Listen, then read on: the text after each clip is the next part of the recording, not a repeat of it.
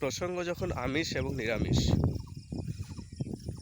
আমাদের স্কুলগুলোতে, সরকারি স্কুলগুলোতে মিড ডে মিলের যে ব্যবস্থা রয়েছে, বর্তমানে সেটা উঠে আসছে যে সেখানে নিরামিষ খাওয়ানো হবে আমিষের বদলে। তো বর্তমানে আমরা স্কুলগুলোতে আমিষের যে তালিকাটা পাই, সেটা সপ্তাহে কত দিন পাই? 1 থেকে 2 দিন, একদিন করে হয় সপ্তাহে। খুব জোর কোনো কোনো স্কুলে 2 দিনও হতে পারে। তো বরাদ্দ যে পরিমাণ টাকা, তার মধ্যে থেকেই এই খাওয়াগুলো খাওয়ানো হয়। এখন বরাদ্দ বেড়েছে পার স্টুডেন্ট, এখন খাওয়ার তালিকা একটু পাল্টে যাবে, সেখানে সব নিরামিষ খাবারগুলো থাকবে। ভালো কথা। এবার বিষয়টা হলো, আমাদের ভারতবর্ষ তথা আমাদের পশ্চিমবাংলায় মানুষরা বেশি আমিষ খেতে পছন্দ করছে আজকাল।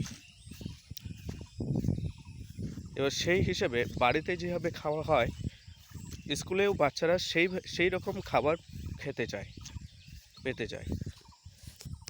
এবার সেখানে যদি হঠাৎ করে নিরামিষ খাওয়ানো হয়, সে যতই পুষ্টিগুণ থাকুক বা টেস্টি হোক, তারা আমিষের দিকেই নজর দিবে। সপ্তাহে যে একদিন ডিম পাওয়া যায়, সেই ডিমের কথাই তাদের মনে পড়বে বারবার।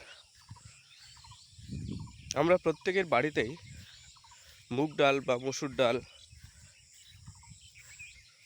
যে ডালই খাই না কেন, ডালের যে আলাদা স্বাদ আছে, ডালে প্রোটিন আছে, আর ডালের যে স্বাদ, সেই স্বাদে অনেক ভাত পেট ভরে খাওয়া যায়, ভালোও লাগে, টেস্টেও লাগে।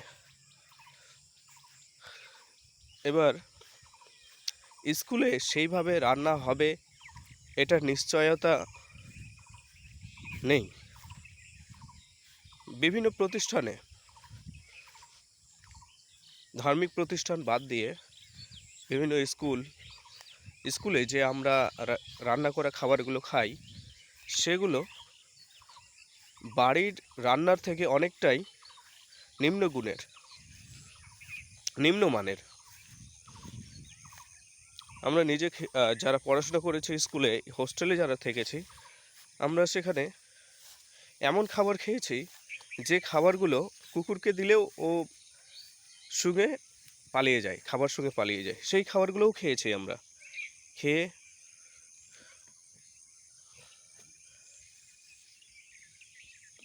তো আমরা আমাদের বিভিন্ন